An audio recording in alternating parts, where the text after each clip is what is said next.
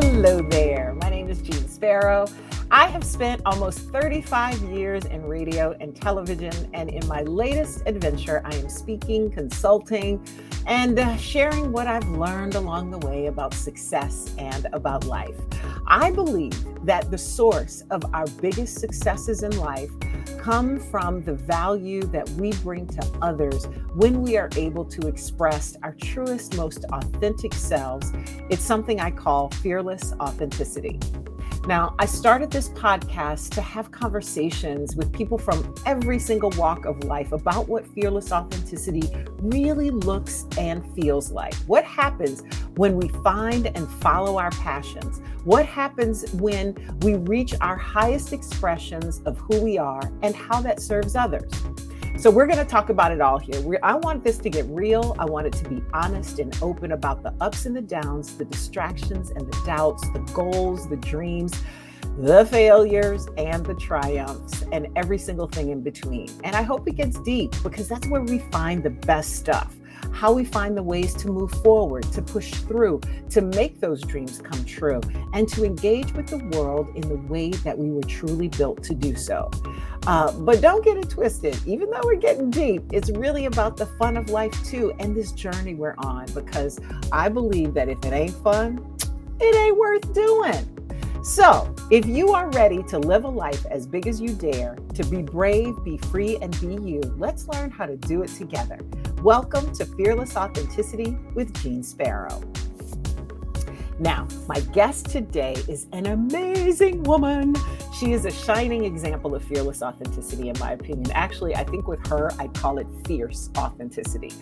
She's a wonderful storyteller, not only about her own life, which she has shared generously with the world, but also using her gift to help others tell their stories, people who otherwise you might never hear from. Her column Balancing Act ran for 23 years in the Chicago Tribune and she was honored with the Anne Keegan Award for Distinguished Journalism during that time, as well as untold attention for her evolving hairstyles and other such things. She is now a nationally syndicated columnist, fellowship coach for the Op-Ed Project, and the creative director for Parent Nation, which is a new initiative at the University of Chicago's TMW Center for Early Learning and Public Health.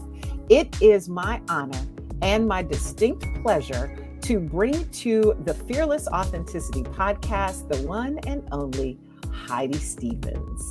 Hey girl, hey! Hey, I love you so much. I love this. Yay. I love to bring people in all the glory that is them. So sweet. Thank you. So I have always enjoyed talking to you professionally, and also I've ended up in your column. So personally as well. And I thank you for that. And I thank you for your storytelling and your honesty and truthfulness and the way you dig down deep to put it all out there.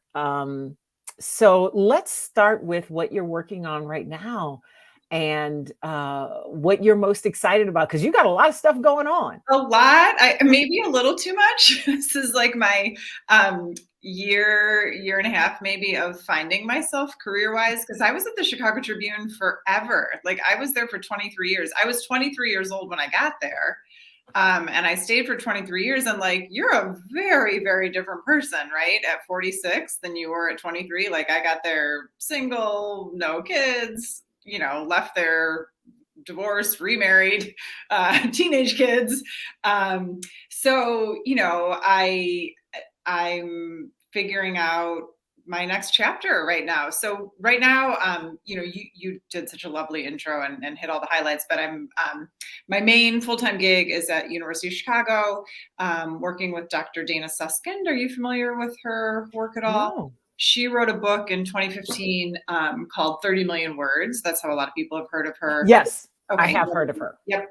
And she's a pediatric cochlear implant surgeon here at University of Chicago. She has a new book coming out in April 26th, called Parent Nation. I have posters behind me.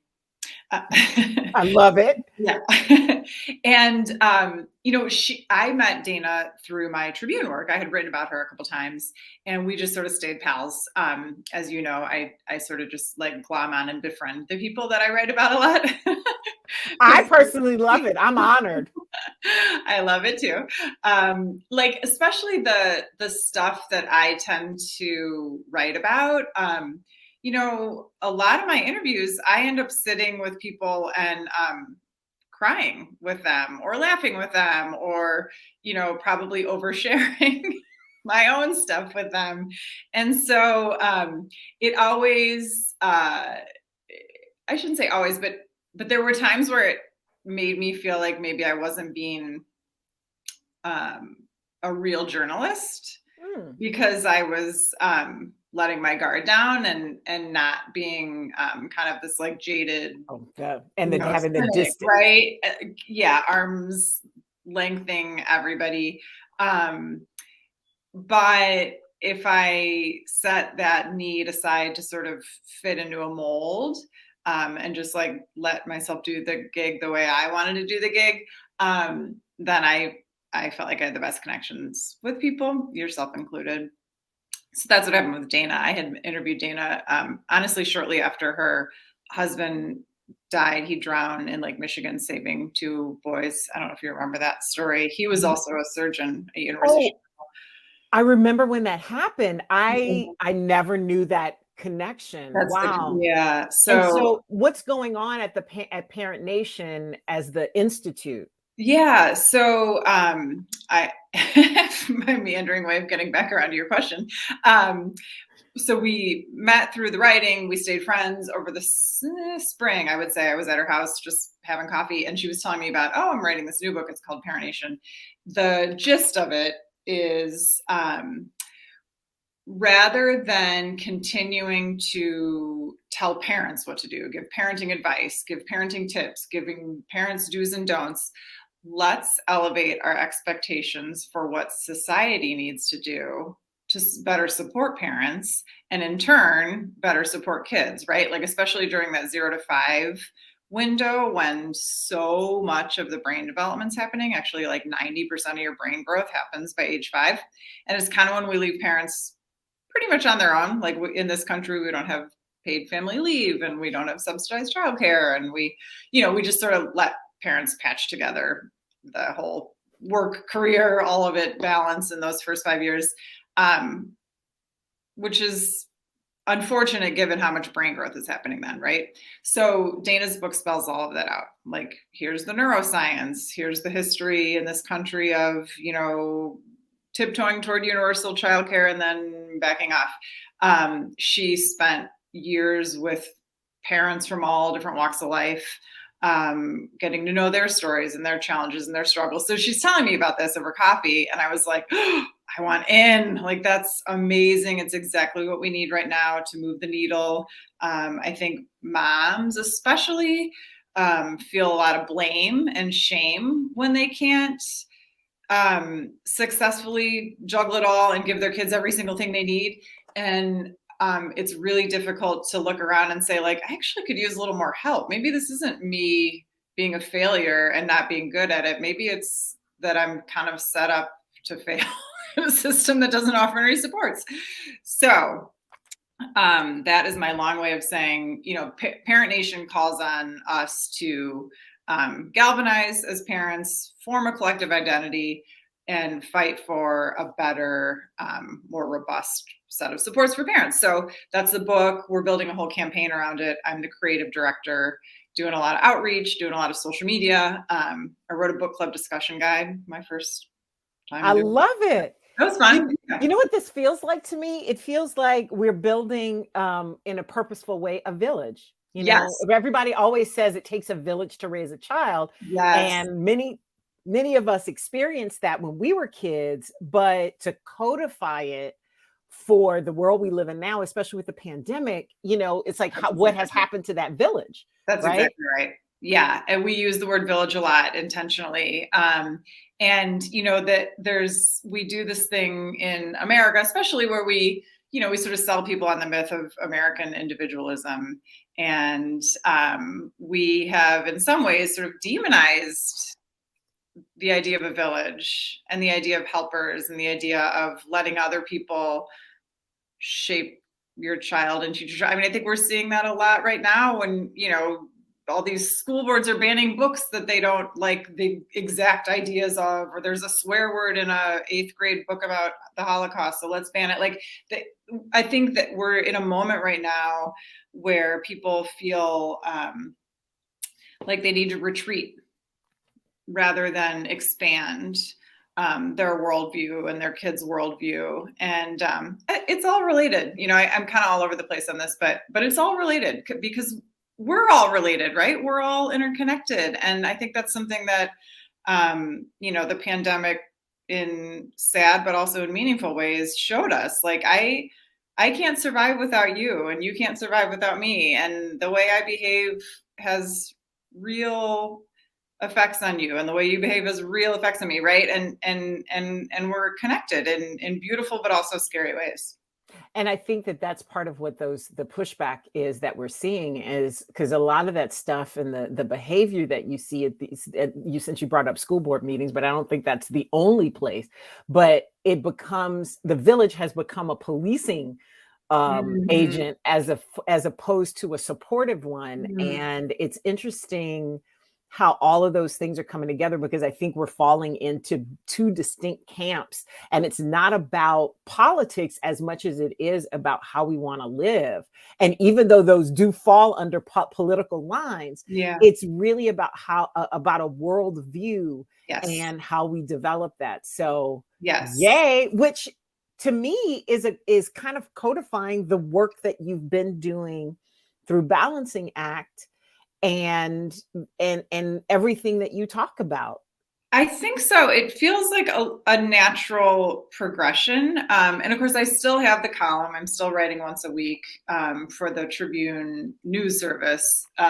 So, that's like a national syndicate. And then the Chicago Tribune runs that column once a week. So I'm still in there on Sundays, and then in other papers around the country that pick up, Tribune news service.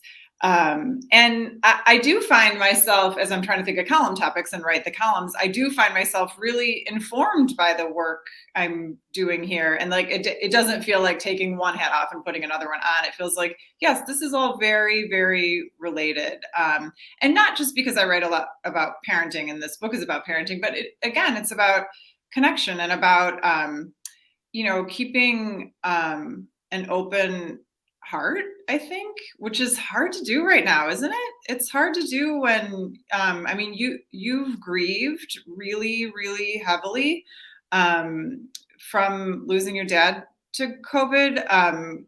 We're, seeing, I think, sides of each other that don't leave us real hopeful in some ways.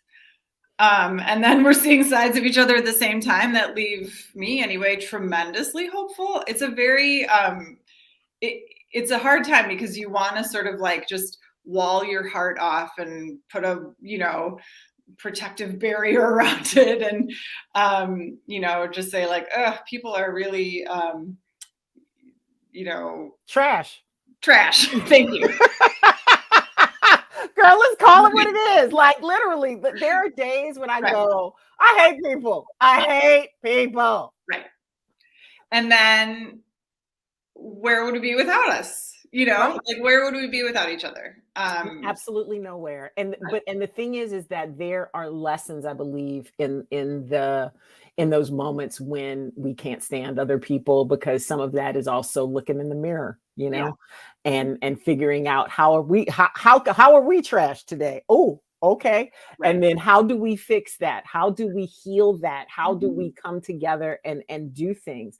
One of the things that I saw in an article about you from a while ago, and it may have been something we talked about when you came on our TV show, but I remember you talking about how when you started your column, it was kind of the first time you had started sharing personal things, but how you thought your stories might help other people feel less alone when they were going through whatever it is they were going through. Was that the moment that you decided that what you were doing with your life was right, or had you already decided it and then that kind of changed along the way? I want to talk about like that progression of knowing that even if you don't get it right all the time, that you're on the right path. Yeah, that's such a generous way to put it. And to be totally honest, I never know for sure if I'm doing it right. Any of it, career, marriage, parenting, friendships. I think I'm pretty good at my friendships, but I certainly make mistakes. We all do. I think what the column helped me realize was that I could do it wrong. I would still be worthy of love and second chances and third and fourth chances if I needed them. And that I had a unique platform to help other people understand that as well, right? Like I could publicly stumble. I could publicly admit to my stumbles. I could publicly be just human and not a character who tries to be flawless or palatable to everyone, or name the thing that keeps us in a box or keeps us silent.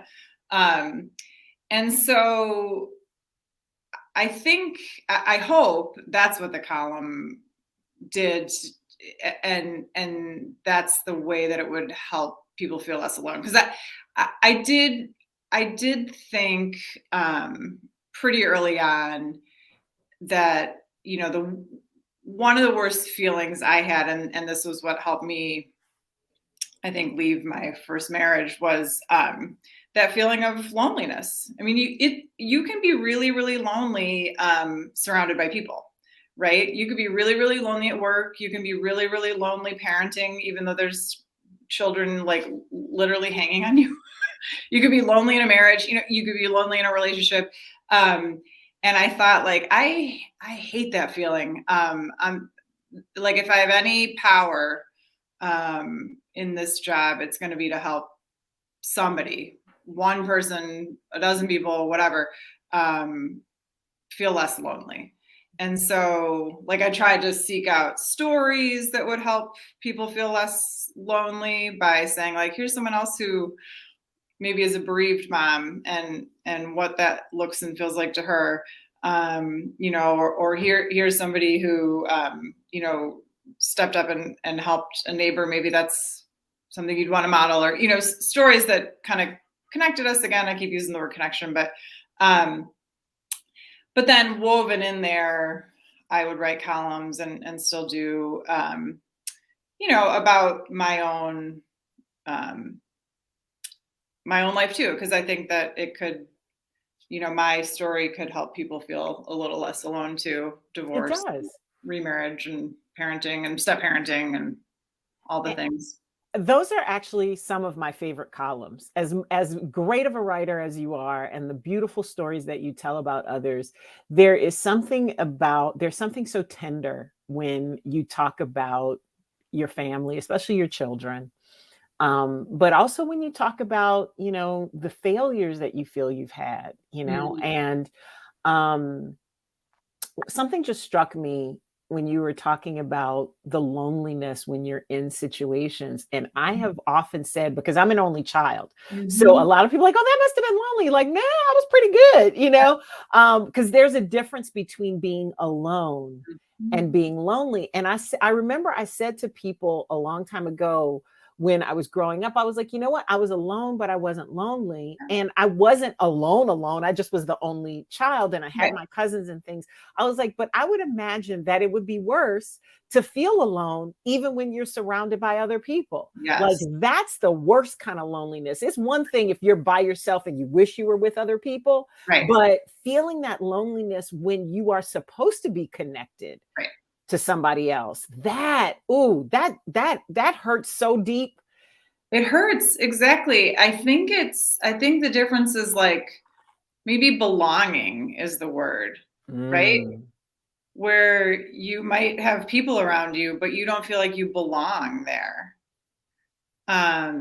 You feel like maybe you're not what those people want you to be, and to become what those people would want you to be would betray you and your own principles or heart or integrity or just that's what I talk about. Hobbies, right? Like, I mean, I think it's belonging, maybe. Yeah, I 100% think it's that, because that's one of the things I talk about when I try to explain fearless authenticity to people, is that, listen, we have all these roles, especially as women. Men do too, because they have roles, but I feel like, and maybe it's just because I am a woman, but it's like all these things that we are expected to do. Mm-hmm. And sometimes you get confused between the roles that you're expected to do and the way in which you're supposed to do them. Right. And then the thing that is in you that's like, yeah, that thing works, but that one doesn't. Yeah. And why can't I pick and choose? Why, and then you do it,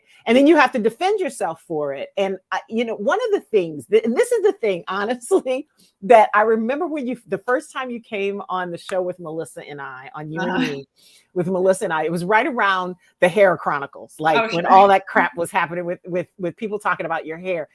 And and as people who are on TV, like two women, Melissa and I, come from radio, and we're used to like rolling in the studio however you want. We have been in TV for a while, but that was one of our least favorite things about TV, is that it didn't really seem to encompass our imperfections. Like if we were having a bad hair day, we had to figure out a way to fix it, right? And then you're always worried, and you're like looking at your hair going, whatever. And you were just like, they hate my hair. I mean, there is no like grace for a bad hair day from viewers. No, but the thing is that people came at you as a columnist for like, I don't know if it was I can't remember if it was from being on TV or the pictures or whatever. It was the picture. It was the picture. So it's like, and you were just kind of like, and I was just like, oh my God, that's an option. That's an option. Right. Like, what was it? But what was it because you just didn't have time to deal with their shit? Or was it because you were like, or did you get to a point where you were like, you know what, this is not important to me? I am offended by the idea that the most important thing a woman can be is pretty. I am offended as a mother, raising a daughter. I'm offended as like someone who has thoughts that should probably be paid attention to at a greater volume than the hair growing on my head where the thoughts originate. I hate that is the expectation put on women. And so the idea of giving into it just, I never could have. I wasn't weighing the two things. Like, should I go get a blowout and get a new photo? I mean, my editor was like, you want a new photo? Like, people hate this one. I'm like, I want a new photo, because what does that say? Like people would draw. I had one woman who would write me every Sunday, and she'd cut my picture out and she'd staple it to the top of her letter. Wait a minute, she hard wrote a letter? She hard wrote a letter, so she was probably a different generation than us. And put a stamp on it, put it in the mail. Right. Wrote in cursive, which they started teaching in like the 70s. But she said, the only way I can read your column is if your picture is not at the top of it, because it's such a terrible picture. I can't concentrate on your words. So I cut your picture out and then I read it. I'm going to mail you the picture every week. So she would mail me a letter with my picture cut out at the top of it. And one week she was like, why don't you get your hair done like Ask Amy? She has a nice, smooth hairstyle. It's not distracting. And I was like,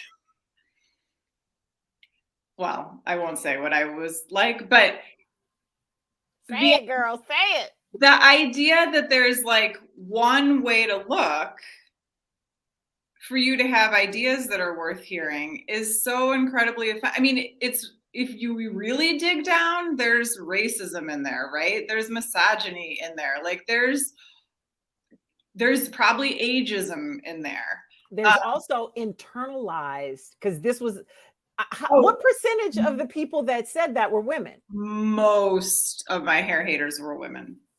vast majority of my hair haters were women. That disappoints me so Yeah. much. Yeah, Good no, vast God. majority. It was like, sister, like, it was like, I'm going to do you a favor and let you know that your hair looks bad. I was like, okay. Thanks. Appreciate it. Don't bring my picture to the salon when you're getting your hair done. And then otherwise, why are we talking about my hair? Like, do you like my column? Do you not like my column? Are you offended at the way I raise my children? Did you connect with anybody I wrote about? Like, those are things I am happy to engage on, and they don't have to be complimentary. Like, we can go toe to toe, whatever. But like, how my hair looks, come on. But you know what? That is such a statement of power. Like, did you realize it at the time?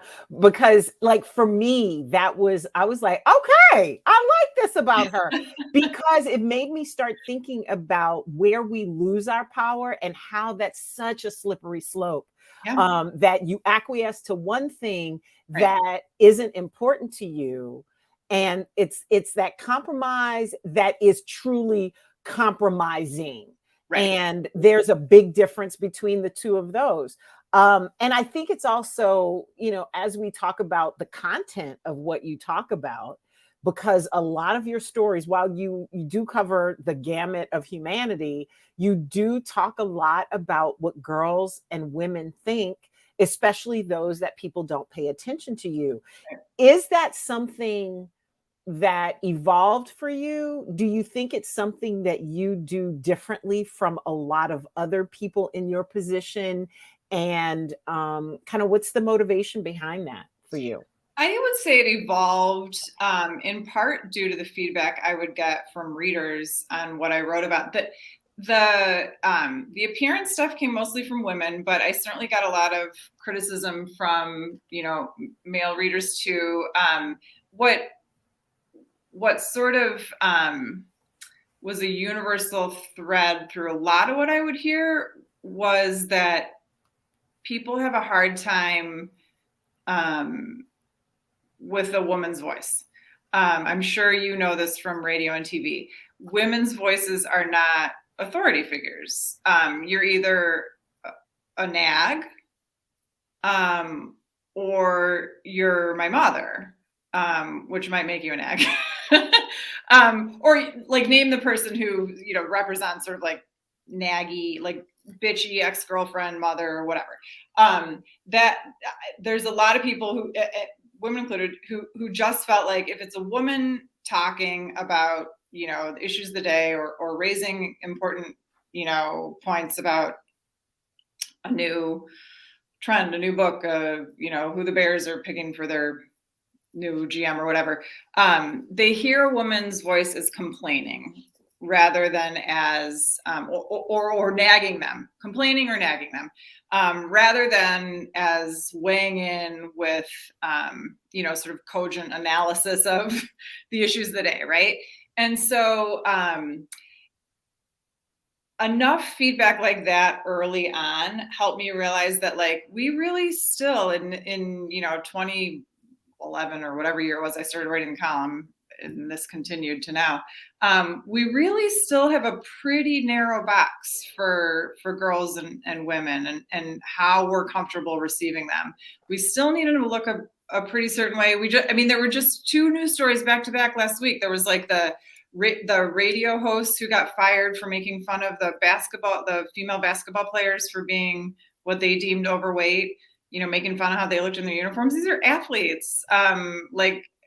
Anyway, it's not appropriate to make fun of anyone's weight, but it's just like there's so many layers of that were disgusting.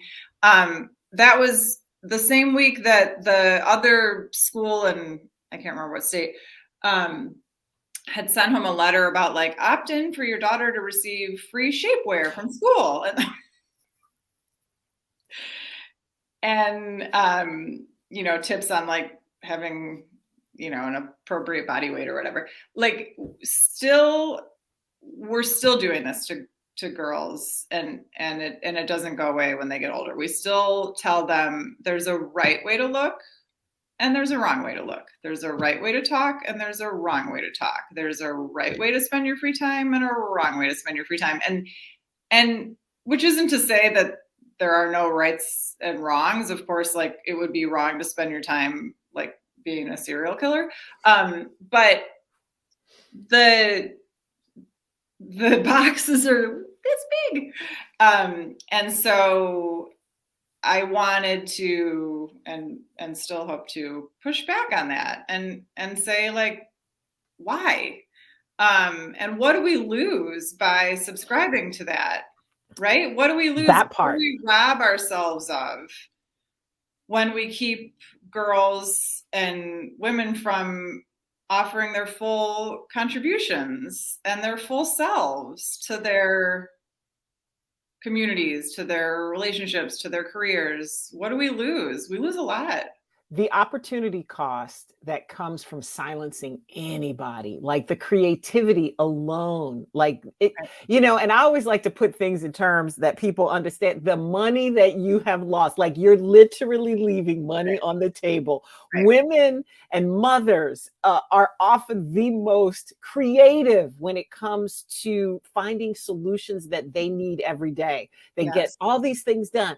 What do you think you've lost about you know, creative uses of time and about efficiencies and allowing women and or inviting women to use their expertise in those things in other fields?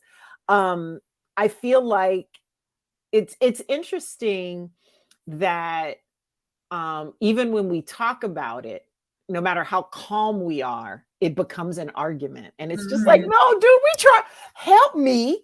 Right. Help you. Right. Like literally, this isn't what was the movie now? I can't even remember. Jerry Maguire. It's like, I want you to have the money. Like literally, we could do this together. Right. And sometimes you get tired of fighting that. But thank you for giving that voice and being that voice and helping to amplify the voices to normalize it, because I think that when you normalize conversations around certain things and people get used to hearing women's voices in different ways and girls' voices and children in general, like children are the other silent majority. Like I can't wait to see what y'all do with that at Parent Nation. Yeah. And it sadly is going to take, I think, a lot of women to do that, because as mothers, as aunties, as, you know, women who care about other people's children, that's kind of we got a lock on that part, I think. Well, and they're going to be running the world that we have to live in as old people. I mean, that's the other thing I don't get about a lot of these like school board fights and like, don't teach them this and don't let them know about this in history. And it's like, you know, we need them to be really, really smart. Like we're going to trust these people later. Right. We need to raise some critical thinkers and some like creative problem solvers and some people who can cure the next pandemic and solve climate change and stuff. Like we got big problems and we're going to be too old to solve them. We're going to be like, well, I'm out of energy in an now. assisted living home, and who's taking care of us? Children. They're children now, but they're going to be doctors and nurses and cops and lawyers and architects and authors. And if we do it right now, they will be. If we don't, they might not be. But, you know, I want to switch up a little bit and talk about your path as opposed to your work, just your path. Like what is, you think, the biggest challenge that you've ever faced? I mean, we talked about the hair thing and the personal attacks and all that other stuff. I don't know. My hair has been my biggest challenge, Jeanne. You're like, and scene. What people said about your hair might have been one of the biggest things. I don't know. But really, what has been one of the biggest challenges you faced? And what was it that got you through it and, you know, helped you bounce back or maybe bounce forward? Yeah. So probably going through a divorce. My kids were 2 and 6, which is little, you know, to be a single mom. And wondering if I was doing the right thing by breaking my family apart. It was my decision to leave. I initiated that and physically left to physically move my kids from the only little home they'd ever known and do a much smaller little home. And then it was just the three of us. And how I navigated it, I definitely made a ton of mistakes. I think the kernel of wisdom I would try to learn sooner if I could go back and do it again, and maybe help other people see if they're listening, is that as soon as I realized that like I needed to let go of giving my kids what I had and what I imagined them having, which was two parents together in an intact family. As soon as I let go of that and just decided like, no, we're doing their childhood. We're not doing mine. Like I had mine. This is theirs, right? It's going to be very different, and it doesn't need to be mine. It doesn't need to look like mine. It needs to look like the best theirs can be. And I decided I wanted it to be filled with joy. And that was really about it. Like I was like, joy. That's the one thing we're going to go for. So we didn't do a lot of bedtime or chores or sort of like standard things that I think, you would try to instill in 2 and 6-year-olds. We did like joy, like we jumped on the bed, or we like did bike rides to Dairy Queen way too late in the night to be taking bike rides to Dairy Queen, like just stuff that was like, I don't know. Pink Christmas trees. We did a pink Christmas tree. Exactly. Exactly. And now I look back on that time, and it was probably the hardest time in my life, just sort of logistically and financially and all the things. And it was also honestly one of the sweetest. We were just like this little trio figuring it out. And it made us really close. I love that. Is that your proudest achievement? And if not, what is? I mean, my kids are for sure my proudest achievement. I am like stunned by them. I can't take even close to all the credit, not even half, because they're so shaped by their teachers and their friendships and all the people in their lives, their coaches and all that stuff. But I'm just, I'm proud of myself for getting out of the way in enough ways and times to let other people shape them. I'm proud of like how kind and open-minded they are. I'm proud of the kinds of people they pick to be friends with. So yeah, I think my kids, they teach me so much. Oh, I love that. And what is the best piece of advice you've ever gotten, especially in terms of developing your voice, not only as a writer, but as a human being, becoming fully Heidi Stevens? Yeah.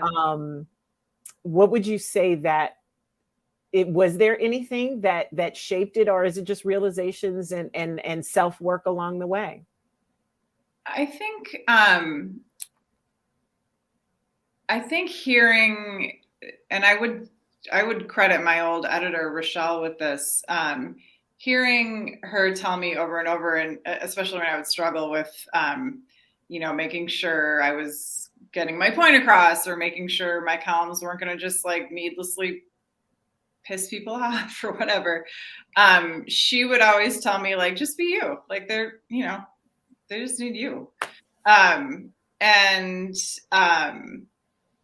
That's what I always try to tell young people when they're trying to figure out, how to navigate a workplace, or, what it's intimidating. I have imposter syndrome, whatever. Like whatever room you're in, that room needs you there, probably even more than you need that room. You know what I'm saying? Like what they're missing, what you're bringing. So just bring you. Because they don't have that, and literally no one else in the world can bring that. You're the only you, right? I mean, I sound like Dr. Seuss or something, but it's true. And I say it all the time, so I guess that's where I got it from, Dr. Seuss. Yeah. I'm good with it. Let me tell you something. Some of my favorite stories came from Dr. Seuss. He's the best. 1 fish, 2 fish, 3 fish, blue fish, bitch. Come on. Totally. Let's do it. And I think for me, that last piece. It's like, it's such simple advice that we often get it wrong, because our parents told us that, the first day before you go to school, you're nervous, you don't know, you're used to hanging around with your cousins or the kids in your neighborhood. And you go to school and you're like, what's going to happen? Just be you, just be yourself. I think the problem is nobody, just like what you're discovering at Parent Nation about how we have that gap of support nowadays between, birth and 5. Nobody actually codifies how to be you, because we say be you, and then we're, oh no, wait, there's not that version of you,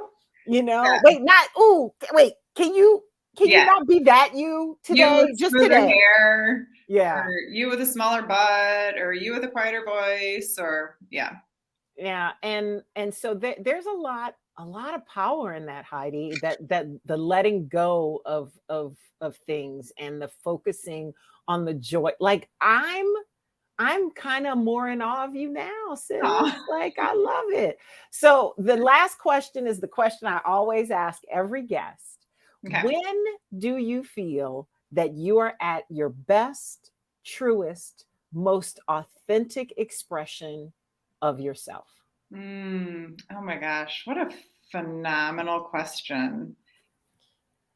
I'm gonna have to say when I'm writing. I think because I just disappear into the words, and I'm not thinking about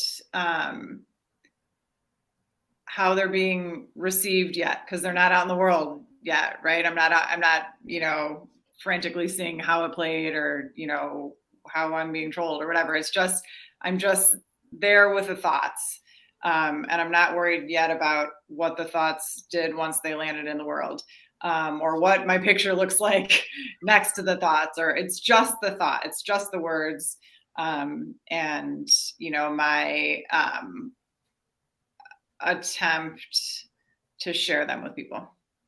I love it, because words are important to me too. And meeting someone and talking to someone who finds, because there's so much power in just the existence of words, just for ourselves, the words we say to ourselves, the words we read, and the fact that you manipulate them so beautifully and put them together means so much, especially for the purposes with which you do it. So thank you, Heidi.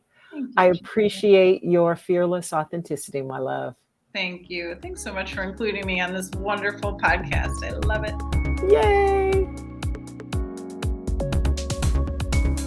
I love all my conversations with all my guests, because it gets me thinking about where I need to work on myself and what will make my life better. And I hope that it does the same for you. So here are some of my favorite things from Heidi that I really want to focus on. I think she gets to the heart of the work that we do as journalists and storytellers when she says it's about connection and keeping an open heart, which I think is really hard to do right now. I would even add that I think it's hard to do as you get older and experience more things. Your heart closes in. I know that that's happened for me. But it's when you keep it open that you let stuff in. My mother used to say, you can hold on to things really tightly with your fists, but if you're holding on to them so tightly, then you don't have any space to get anything else. So at least open one of those hands. And when you do that, then things start to work out. Another thing she said that I love, that gets to the heart of fearless authenticity, is you feel like you're not what others want you to be. But if you try to become that, it's like betraying yourself, your principles, your heart, your integrity. Listen, yes. Our lives are filled with so many choices, but it's the little choices we make, those little compromises sometimes, because we don't recognize what people are asking us to do. And this is one of those important moments. We have got to recognize when they happen and choose wisely, because we're the ones who have to live with it when we betray ourselves and our principles and our heart and our integrity, not the other people who are expecting us to be something that's not true to us, right? And then finally, my favorite thing, I could do it wrong and still be worthy of love, and second chances and third and fourth chances if I needed them. the question I ask myself sometimes is, why don't we give ourselves those chances?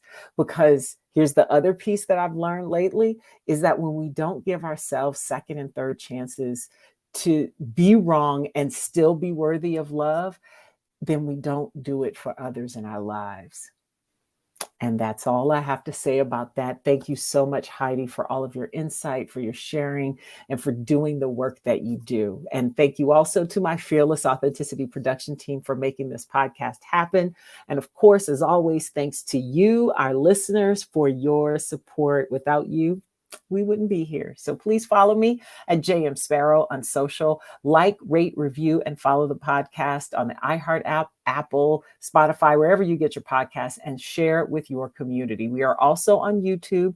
If you want to see us in all of our glory, the video of our conversations, please send us your comments and your questions. We want to know about the guests you want to hear us talk to chat with, all about how you're being your best, truest, most authentic self. Please share that as well.